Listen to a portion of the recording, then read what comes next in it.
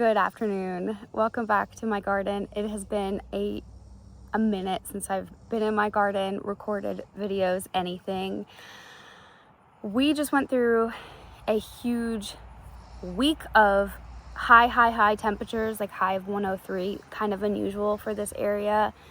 It gets hot in Central Virginia, but it's a little bit early for that type of heat, and it was pretty extensive and a little bit unexpected since we've had a pretty mild season so far. So I'm in my garden today, and it's been a minute since I've really sat in my garden, also because I just got over a very unusual and hard-hitting cold that left me in my bed for quite a few days. So I'm back in the garden. What I want to do today is take a look at things. This is kind of I've peeked in the garden yesterday, but I really haven't gotten in here. So I want to pull as much as I possibly can out of this garden, and then show you around. One of the updates that I wanted to show you is something that I did to prep for the heat, which luckily I got up exactly at the right time, right before the heat started and right before I got sick, which made the garden kind of just take care of itself. Let me show you. Shade cloth. I put shade cloth on my garden every single year. It gets hot, but I also have no trees around my garden. So while I do get some shade from my house on my garden partway through the day, it really doesn't get shaded until like 2 or 3 o'clock in the afternoon. So it's a lot of direct sunlight hours in my garden. So midway through the summer, I usually put shade cloth up across my whole garden. Now that I've extended it, I'm trying to figure out the layout of my shade cloth. And because I was so desperate to get it up before this heat wave hit us, and just like lucky timing for me at least, getting sick, I just kind of got it up and it doesn't look particularly well. What I want to do is actually, June bugs, those things are so massive. What I want to do is actually take this down and put it back up. When it is done correctly, it actually makes my garden basically be an outdoor room. It almost looks like kind of like a sunroom almost, where the shade cloth acts basically as a roof. And it's actually really pleasant to be out here. I do need a couple more really tall poles, which I have one of them in my corner of my garden here. That really tall one is connected to a garden bed and makes the right height for this extension of the garden. So I need 1 or 2 more of those to actually make a proper kind of room setup like I like to do so much. So it looks a little bit goofy right now, but for the sake of going around and harvesting and protecting especially my peppers from the direct heat and that really bad sun, this shade cloth just draped over did the job for sure. So I'm very happy with how it protected my garden. So let's go take a look at what I see in the garden today. Right off from where I was sitting at my table, I noticed my first cherry tomatoes are starting to change. Now my favorite cherry tomatoes are yellow, so this whole plant, which is pretty packed as you can see, is just now starting to change, which means we have tons to start snacking on. I'm very happy to see that. But in that same vein, when my fruit starts to come in, usually every year it's around 4th of July. This year I'm a little bit later on seeing my first tomatoes change color, but I do want to say right around 4th of July is also the time of the hornworm. If I see one, I will show you, but they have pretty big geometric shaped poops, and that's the kind of sign that they are here. So if I see one, I will show you, but it's something to keep in mind. So I'm admiring, yay, fruit changing color, but I need to look at the very tops because that's where they hide the most in my experience, and see if there's any hornworms. I'm not actually seeing any hornworms on here, which is surprising because I did catch one on this plant just the other day, but I'm not seeing evidence of it anymore, and I'm really thrilled about that. That's pretty impressive. Usually we have a ton, especially right after 4th of July hits. So I will keep my eyes peeled You can use a black light in the evening and they glow under that light. That's the easiest way to see them. But normally I just look for these leaves. If there's just a whole empty row of them, I know one is nearby. But for now, I'm just taking a look. I'm seeing some really, really good sized tomatoes on this plant. None of them have changed colors, which is totally fine. But look, those are good ones. The one thing that I did notice, that's a Roma tomato that needs to come off. It's bright red. It's looking great. The other ones haven't changed color yet, but I'll take one tomato. Roma tomato, beautiful. Little snacking peppers.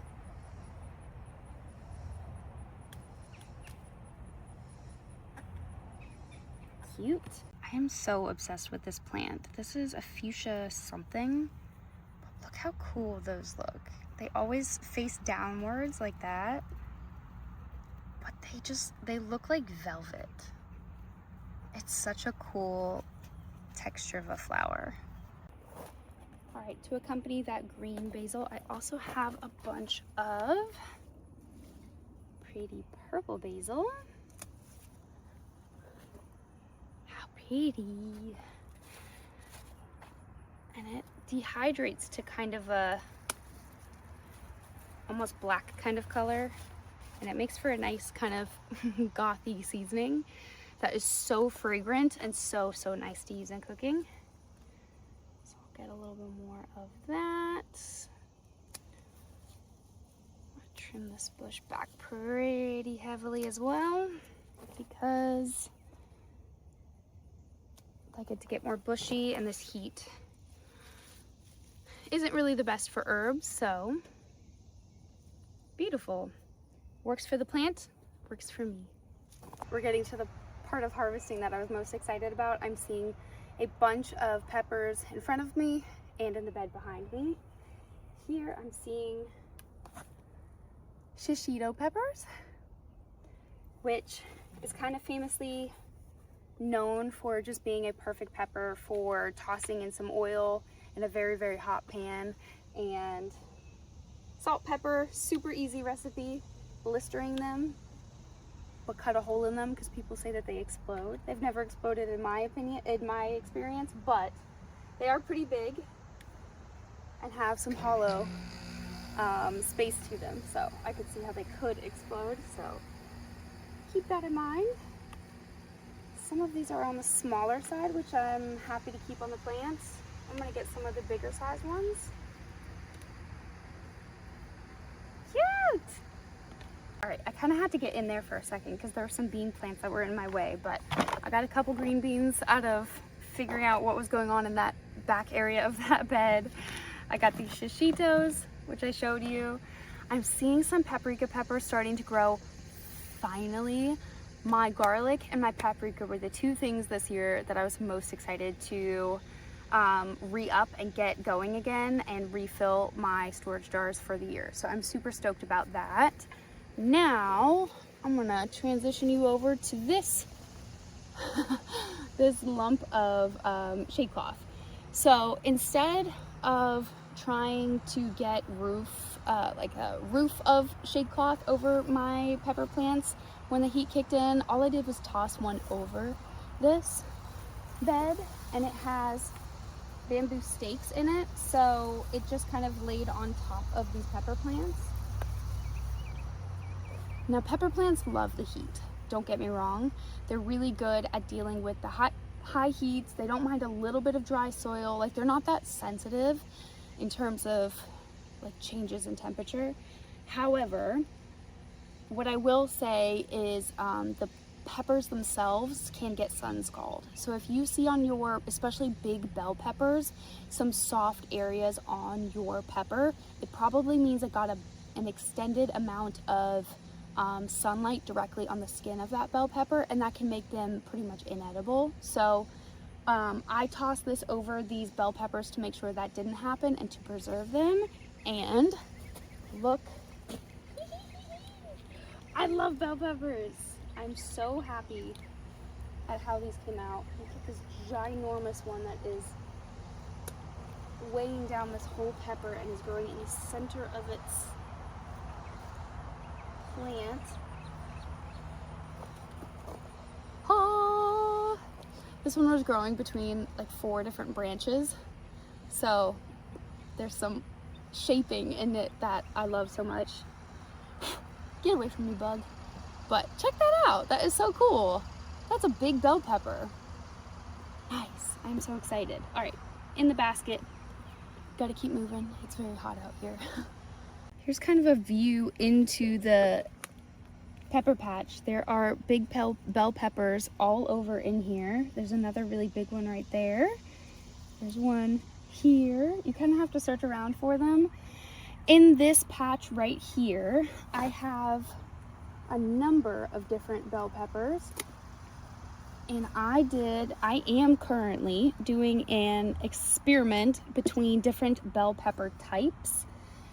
And earlier I did label all of my bell pepper plants. There's rows of 3, so there's 3 plants here. The next row is 3 plants here. So each set of 3 is the same type. Problem is my labels have already washed off, so they are empty. So I'm not entirely sure exactly which ones are which. However, I do know which rows are my happiest or my favorite. Now this right here, the closest one, that's the first one that I pulled off.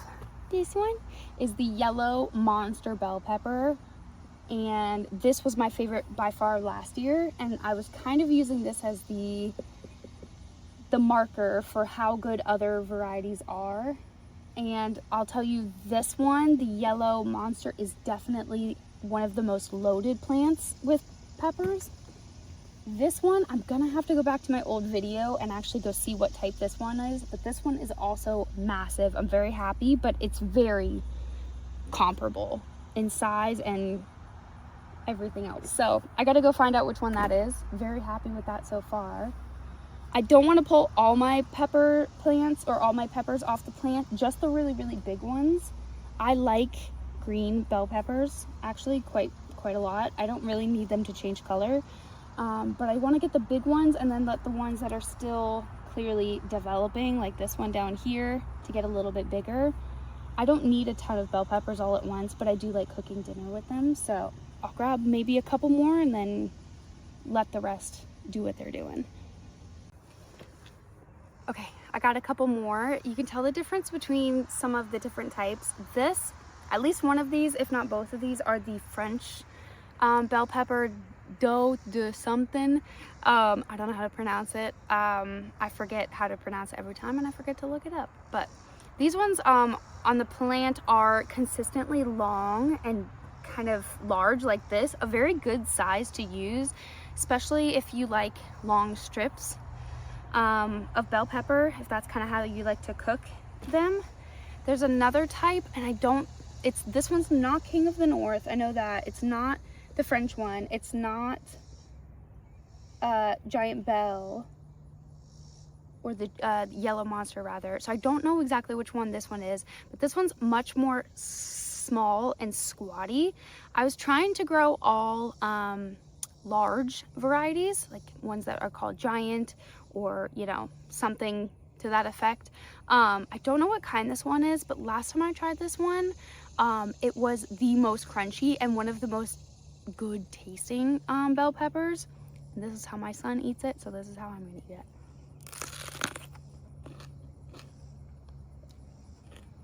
It's just such a good bell pepper. I'm gonna have to figure out which one this one is. It is so thick walled, which is really good, especially for things like grilling, where this might not be the most massive one. There's lots of this size on the plant right now, so that's good that there's a lot of quantity, but it's just thick. It's like one of my favorite ones I've had. To be honest, I'm gonna eat this one like an apple.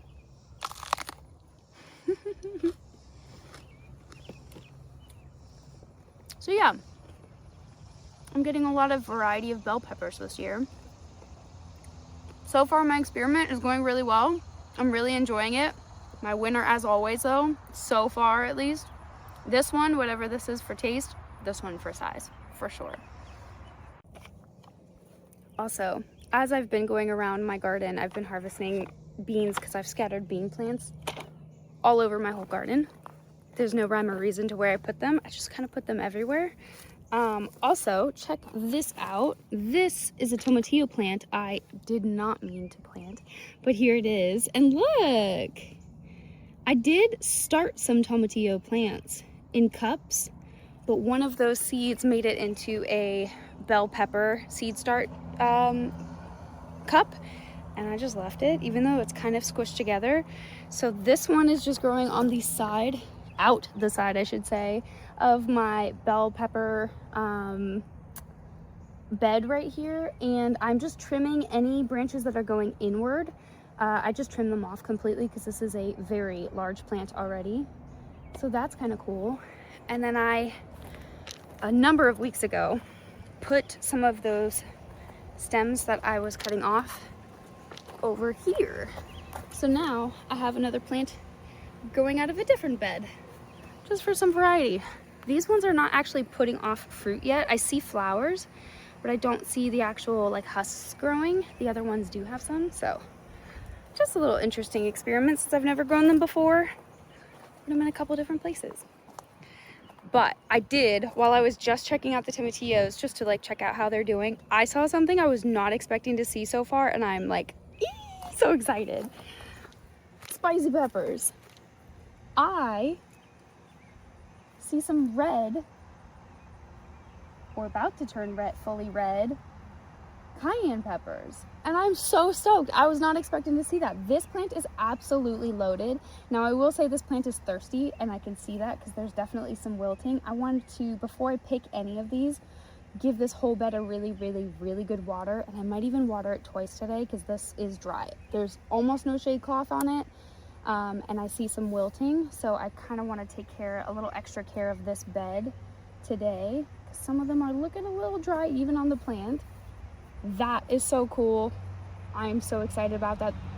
In a week, I imagine most of these, because they all came on around the same time, are going to be absolutely jam-packed. I'm so excited. Something that we can pick are, let me get you looking the right direction, Buena Mulata peppers. Now these produce and produce and produce. This bed of spicy peppers, I only have 3 spicy peppers this year. Buena Mulata, these beautiful spicy purple. I have jalapenos in the center. And then those cayennes at the end that are currently changing color. So I'm gonna get some of these Buena Mulatas off this plant because they are looking so good.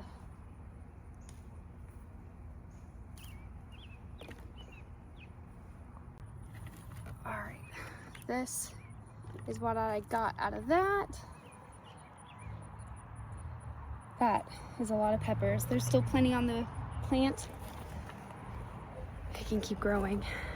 There's more in there. Oh my gosh, it's getting hot. All right, let me put my peppers away, because this is pretty much all the peppers in my garden as of right now. Put that down. See what else there is. And then I think I need a break. I immediately stand corrected. I stand corrected. There are more peppers. There's more little peppers up here.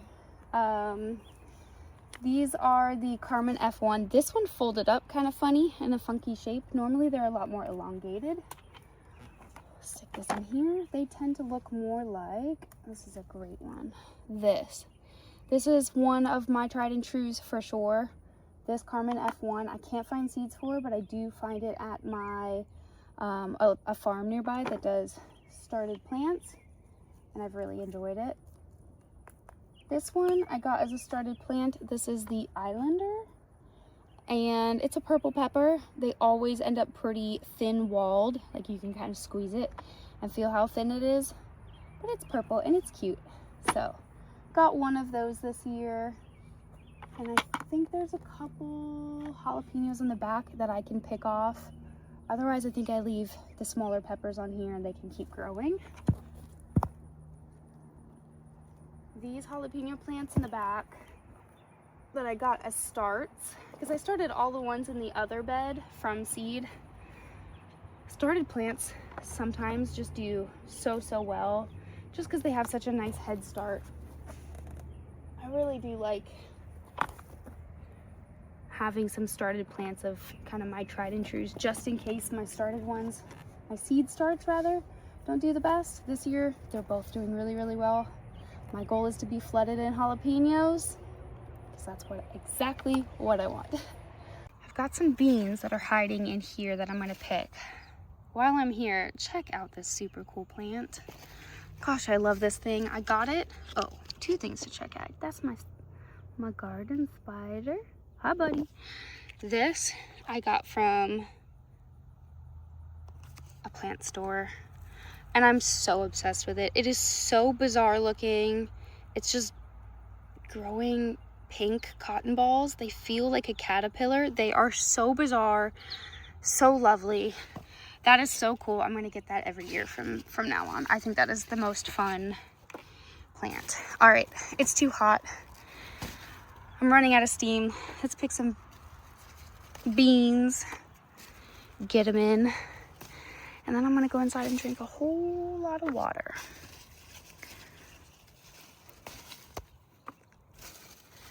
This oregano is really screaming for me to pick it. And I could just do a quick chop across the entire top. I wouldn't be against doing that and sticking it all in the dehydrator just like I did last time. But let's see how I'm feeling.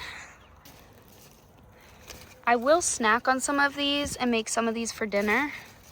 Actually really like just a raw bean. That whole plant came out. But what I really use these beans for are dog treats. My dogs go crazy over beans. So I will stick a lot of these in a gallon freezer bag.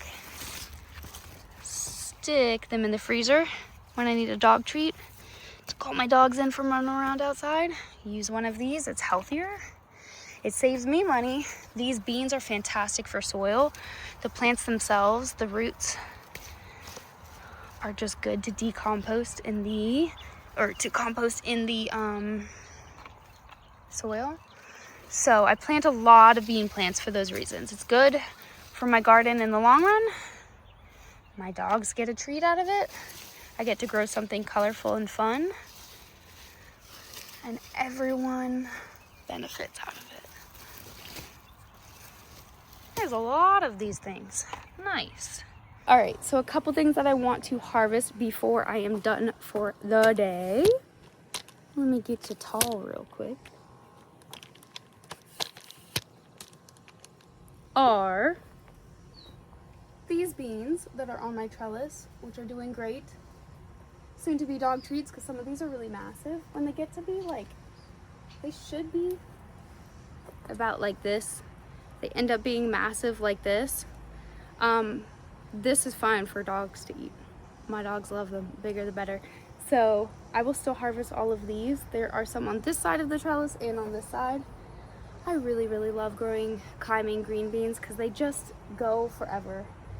And all the ones on the bottom are taken off, not because I harvested them, but because my dogs come in and they go shopping. So all of the ones off the bottom, like 3 feet, are totally taken off, courtesy of my dogs. So I'm gonna go pick the rest of them off the top.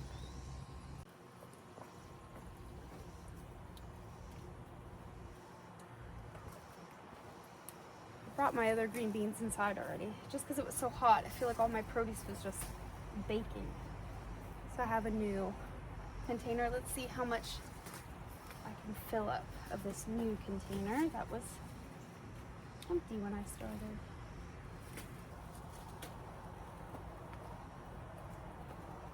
Look who came to join us. Would you like a bean?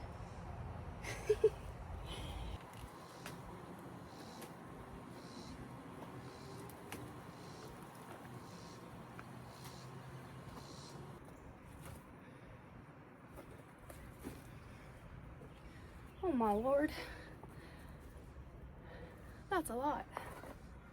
All right, while I'm out here, because I've been yapping about it, I'm gonna collect a couple herbs, stick them in my dehydrator. So just like the last time I harvested, I'm just gonna grab a whole bunch of thyme, stick it in my basket. Might as well. A good haircut for herbs during the hot season is really good for them. It will eliminate them having to take care of a really big plant and just consolidate their energy into kind of a smaller plant. They'll keep growing, doing great. The more you cut, the more you get to harvest in the long run. So, all right, all that from this tower. I'm gonna do a quick circle around here. I'm shocked that this kale plant is doing so well because there was another one in this tower that was devoured. Ooh, look. Ooh, scary spider. There's a, I'll make sure I'm not bothering that spider. There's a nice tomato and a beautiful sunflower. Nice.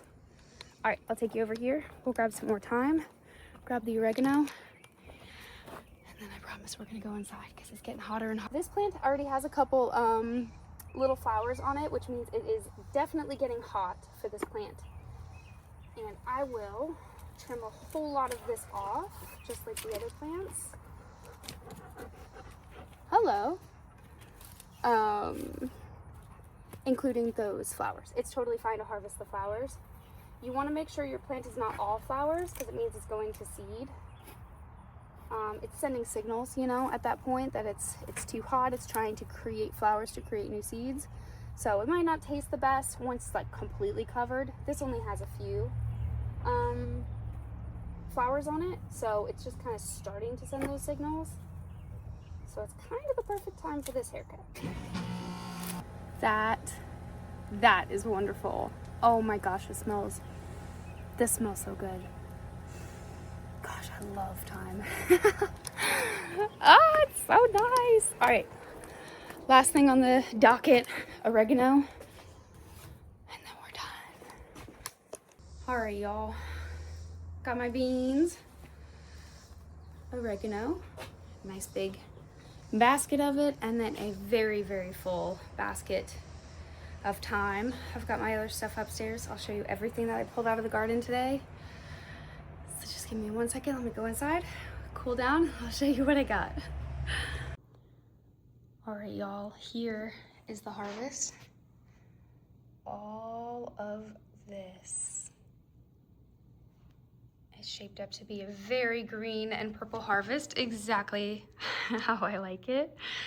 Oregano, basil, thyme. So of course herbs take a huge bit of the harvest or a lot of the volume. All the beans over here, jalapenos, shishito peppers, aroma tomato, 2 tiny cherry tomatoes. We'll get a lot more tomatoes starting next week. Some snacking peppers, jalapenos up here in the middle, some bell peppers, getting larger and larger as you go over here, purple bueno mulato peppers. And next week, I bet we'll have another harvest that looks almost identical to this. That's how midsummer starts looking, plus a lot more tomatoes. Thank you for joining me today and harvesting all this food with me. I am gonna get to putting everything into the dehydrator and getting everything in freezer bags. I hope you guys have a good rest of your day. I'll catch you in the next one. Bye!